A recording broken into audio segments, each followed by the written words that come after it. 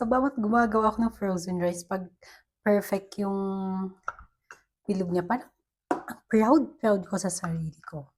Dapat lang. Diyos ko naman, Ruth. Lahat na lang, tama ka na rin. Ala, inulit na naman. Proud na naman siya. Sorry guys, I can't help myself, but medyo nasunog ng konti. Okay lang.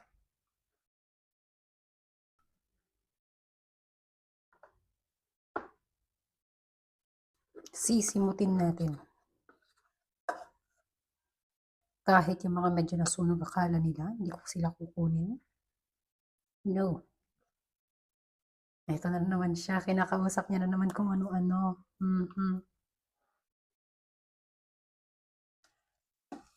Lima lang yung nagawa nung cute na tuwan ko.